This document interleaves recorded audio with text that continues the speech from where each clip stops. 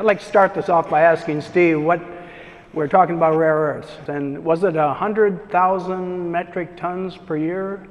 Oh, I'd have to look back at the slide, but I mean, we need thousands and thousands of metric tons. Yeah, and it's going to keep increasing. And the tie-in to this has to do with fission products, and they contain these rare earths? The fact that thorium is mined coincidentally with rare earths, and we currently have a bottleneck here in the United States because of the thorium issue. And I just wanted people to understand and underscore the importance, both currently and in the future, of rare earth elements in general. I'm going to talk about how one throws away rare earths. They may be very valuable, but they do represent something like a third mass-wise of the fission products that are created by almost any kind of nuclear reactor involving fission. It may be possible to find a customer for these things. I suspect as much as we're mining out of the ground, or will be mining out of the ground, that the recycling of fission products, certainly this kind of fission products, will be probably hard to sell. If we implement any sort of truly sustainable nuclear fuel cycle, we are going to have to reprocess stuff. Maybe that's not the correct word. We'll have to clean up the waste, the fuel salt stream, one way or the other. And that will involve chemistry. And there will be chemicals waste produced, and a good deal of it. Depending on how one implements the fuel cycle, it can be a tremendous amount. And this is one of the legacies of the way the nuclear power came to be, and it's especially troublesome in this country. It's troublesome in Russia too, but they don't get quite as hyper about things as we do.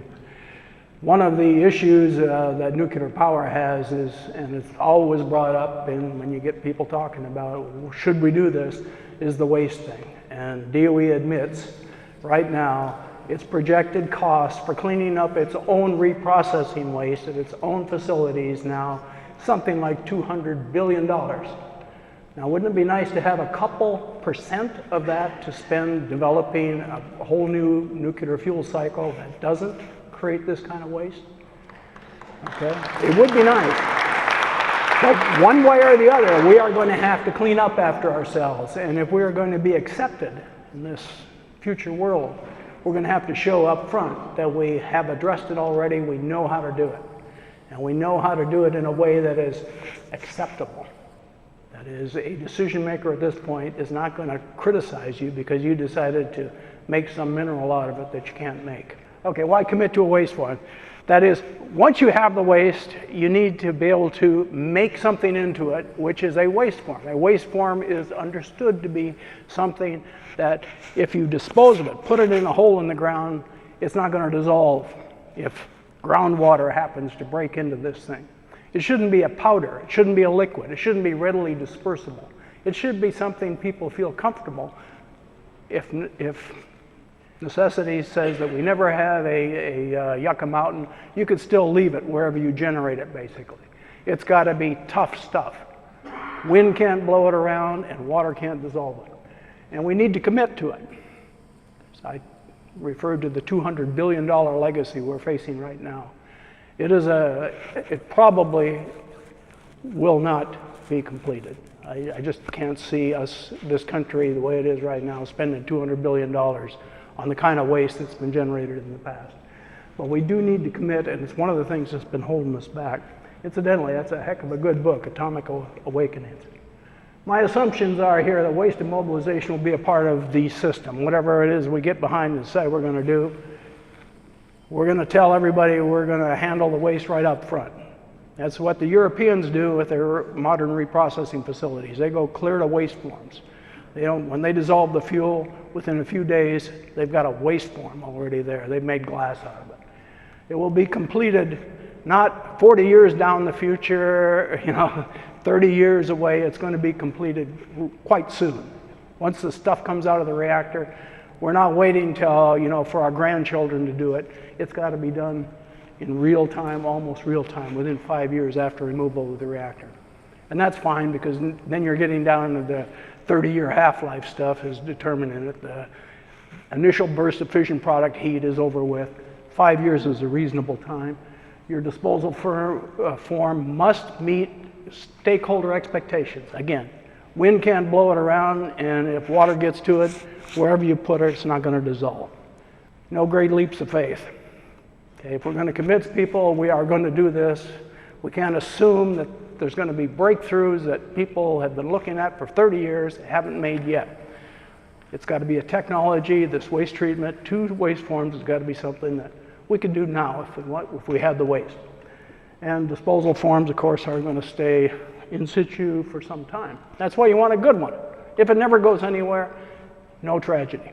Characteristics. Product's got to be a good quality product, can't be too big, it's got to be durable. The process doesn't want to generate a whole bunch of secondary waste streams that are worse than or harder to get rid of, more expensive than the initial one. And the key to that is recycle. Recycle any chemical that you use in your process. Now in lifters, based on fluoride, that chemical would be fluoride. Okay? That's the key to this. If you want to make this work, recycle has to be a part of the system. It's something that DOE has totally ignored. Okay, IFR. There's two ways of implementing it. We're here to talk about the other one, but IFR has got a big head start on us. And basically, there's two kinds of waste generated. One is a salt waste. We would generate a salt waste with lifters too. It's just that we would probably have a fluoride-based salt waste. The IFR uses a chloride-based salt waste. Again, it's a molten salt. Their reprocessing involves a molten salt, and it's chloride-based salts. And the waste that they're going to throw away, the actual stuff that's in the cans of waste, that's high-level waste that's to be thrown away, if you look at it, it's 95 mole% alkali metals, mostly lithium and potassium. Has some sodium, has some cesium, but it's mostly alkali metals, not fission products. This is as concentrated as the waste ever gets, and it's 95% other stuff already.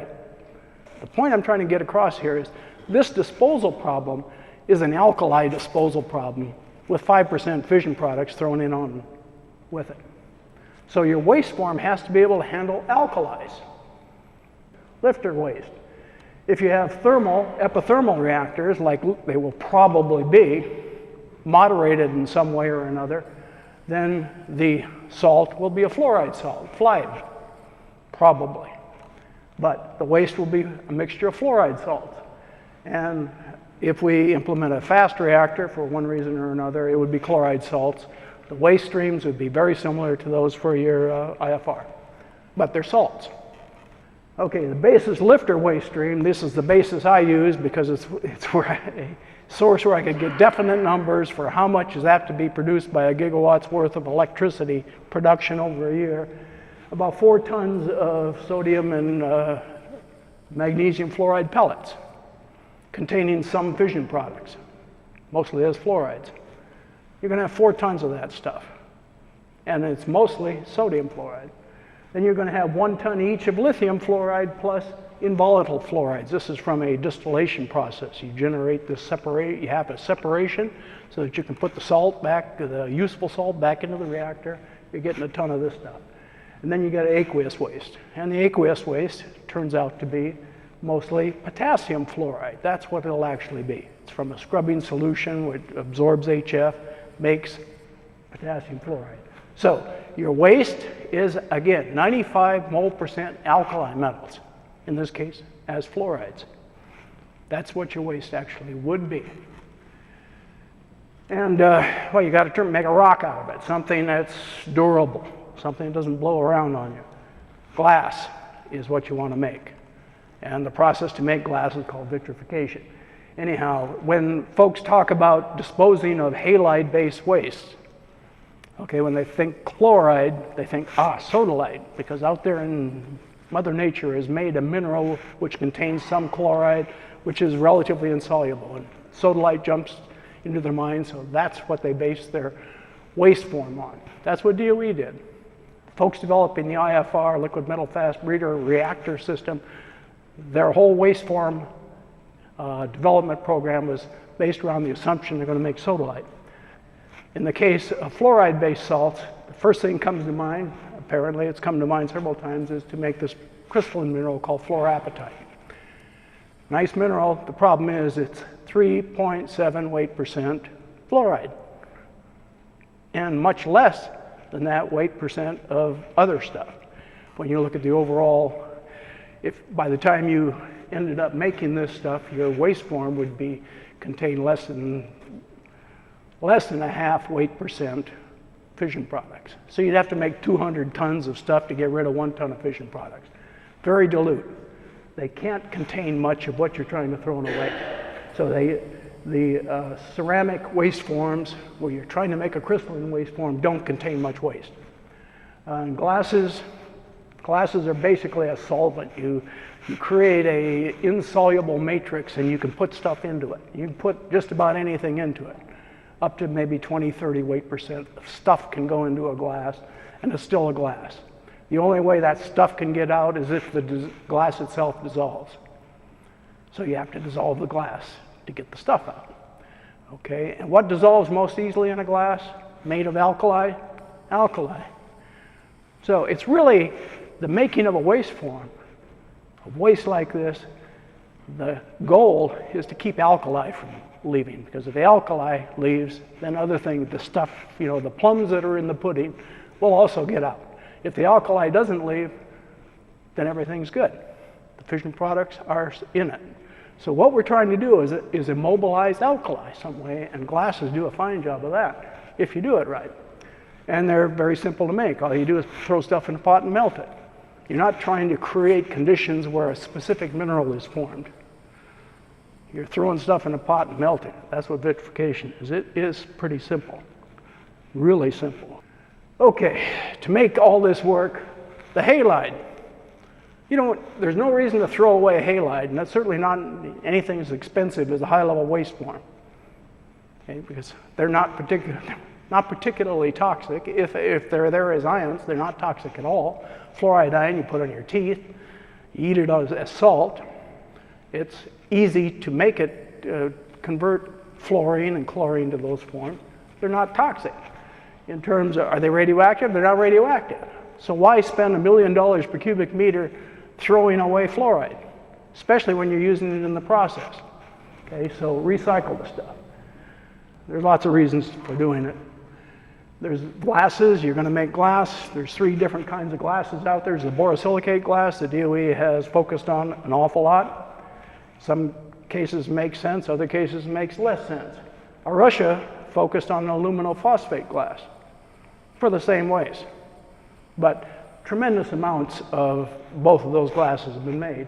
And most recently in the Doe complex, because of an admission by DOE that maybe borosilicate doesn't work very well for some of DOE's problems, they've been studying iron phosphate glasses. And there's good reasons to study them. FEP, that's iron phosphate glass. It's a better choice than borosilicate. Easier, simple, cheaper to make. And the reason is because phosphoric acid is a fairly strong acid. It's not like silica. Phosphoric acid is a strong acid. So if you put a chloride salt in with phosphoric acid, the chloride comes out. Recycle is dead easy with it. The waste form making process does your separation for you. And the separation comes off as HF, or, well, in the case of chloride, HCl. HCl is an acidic gas. It's easy to scrub. It's easy to recycle. Put it back into your process. This is how I do stuff. It's the way you can't get funding to do research. I'm ex-DOE. If I were DOE, they still wouldn't fund me. So I do it at home. And the drivers are quite different. Okay, I'm not trying to just spend the money. I'm trying to solve the problem. Okay, so we made about 50 glasses altogether, both direct and indirect. Direct meaning you throw the stuff in the pot, melt it up, and that's your product. Indirect means you do something to it before you throw the stuff in the pot and melt it up and make it. That means, indirect means I've done a halide separation up front.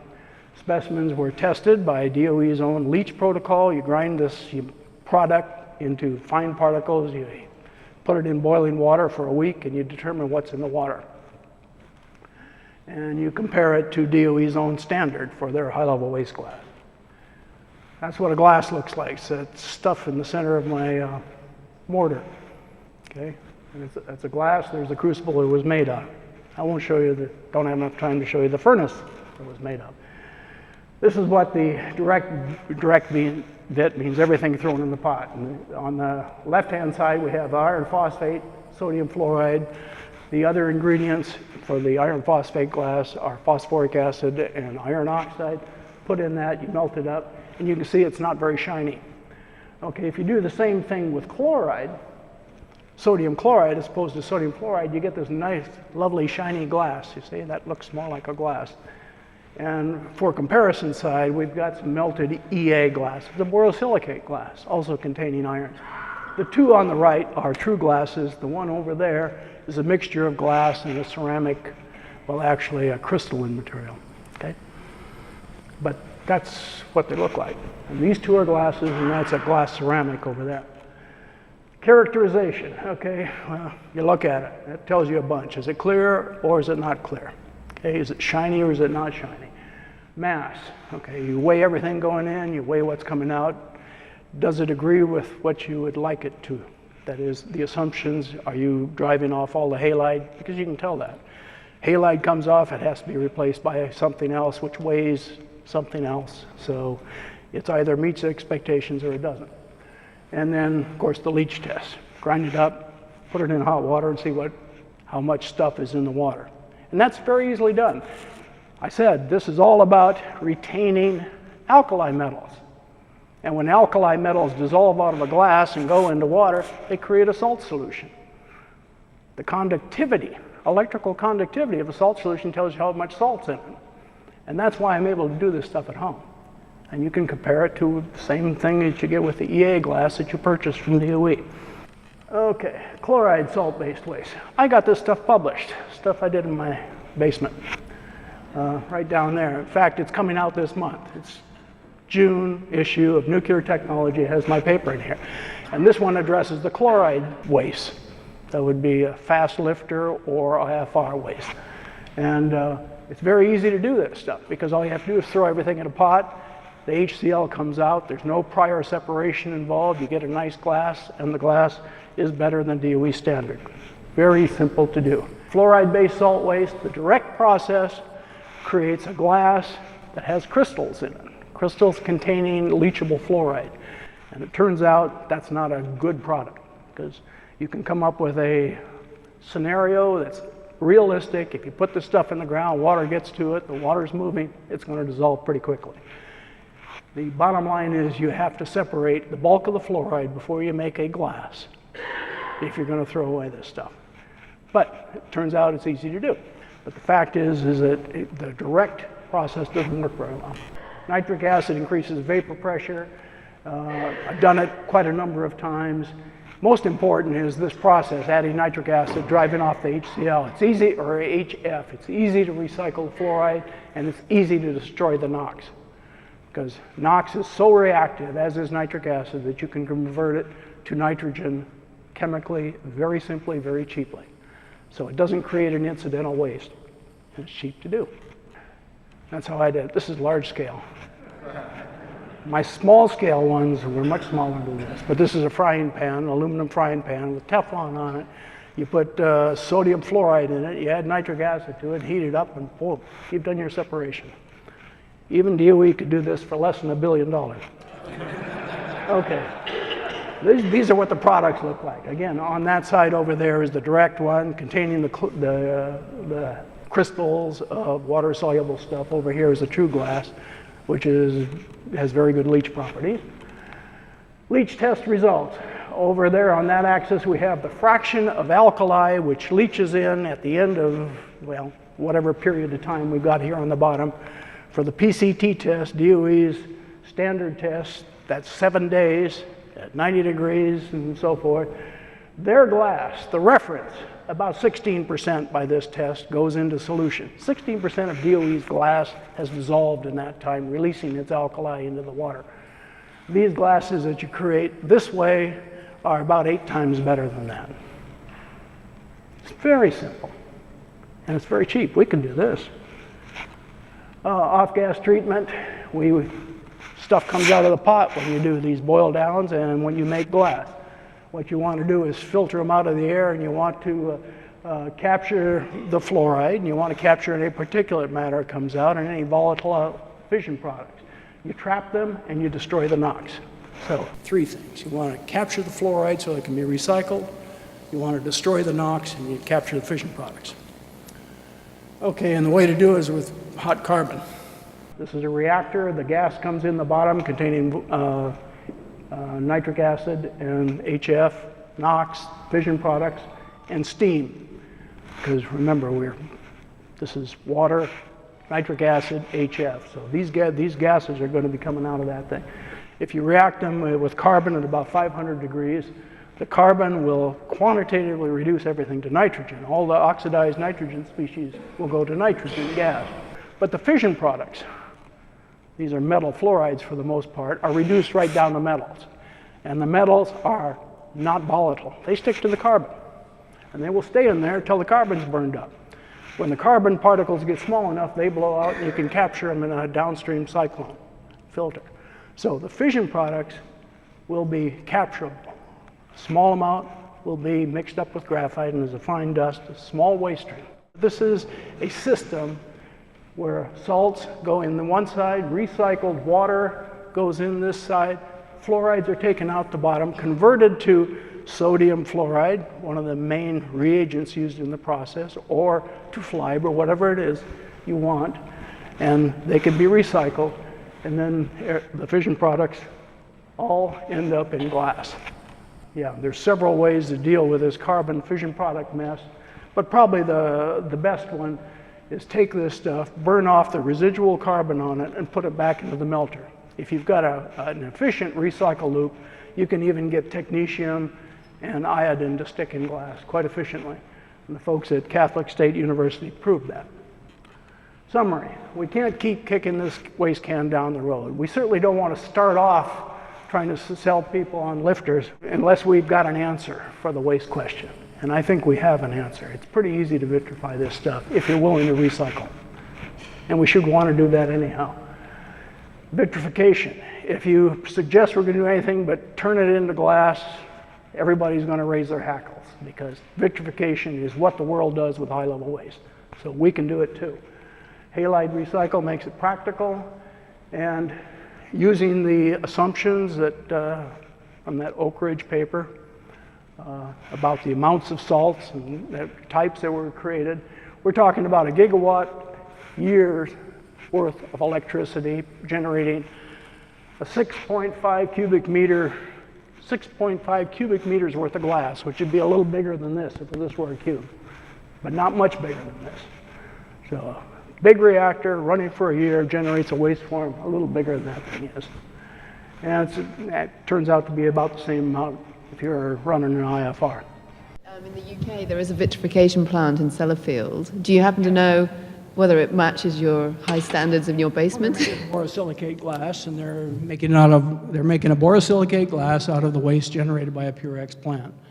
The facility itself, the melter would be essentially the same, except that you're feeding it rather than with boric acid and silica, you'd be feeding it with phosphoric acid and iron oxide. But no, it's quite simple and straightforward. Instead of recycling, as they do, nitric acid, we would be recycling hydrofluoric acid. But it's pretty straightforward. Now, thank you again, Darryl. That was fantastic.